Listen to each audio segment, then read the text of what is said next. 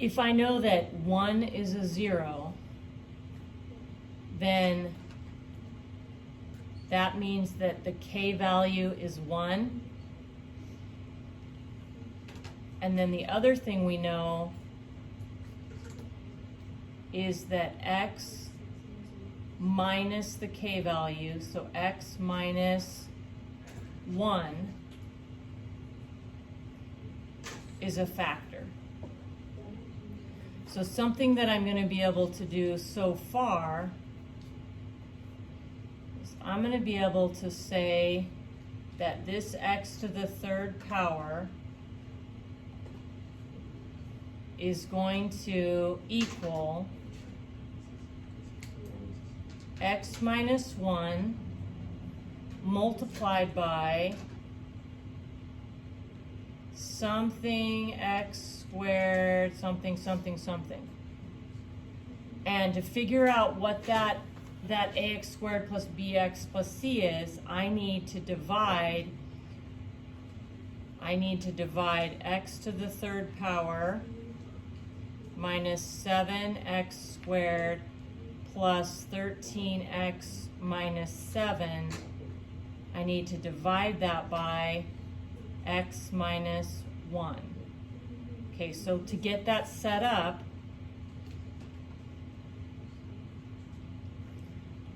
I'm going to put in my coefficients because I could synthetically divide. So -1, -7, 13, and -7. My k is 1. I'm going to drop it down. Multiply, 1 times 1 is 1. Add, I get -6. 1 times -6, -6. Add, and I get 7. And then 1 times 7 is 7. Add, and I get 0. Not too surprising, because I knew the remainder would be 0. So when I divide, I end up getting 1 x to the second power minus 6 x plus 7. So what I now know is that instead of just some generic x squared, I'm going to take that out.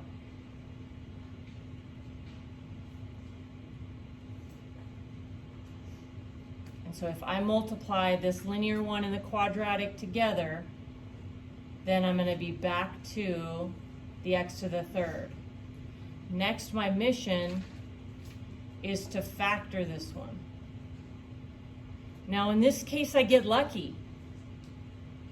This one's going to factor. Two numbers that multiply together to get 7 and add up to -6 are going to be -7 and +1. So I now know that this factors to be x minus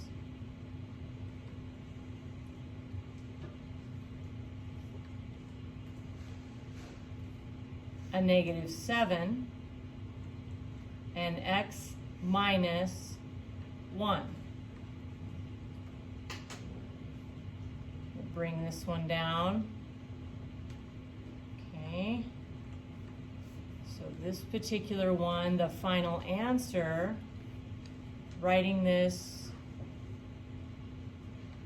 as a product of linear factors, I have x minus 1 times x plus 7 times x minus 1, and that's my final answer. If this portion, if this part right here, if that did not factor, then I'd have to use the quadratic formula on it to find my zeros, and then I would do x minus those numbers. But I got lucky because that one factors.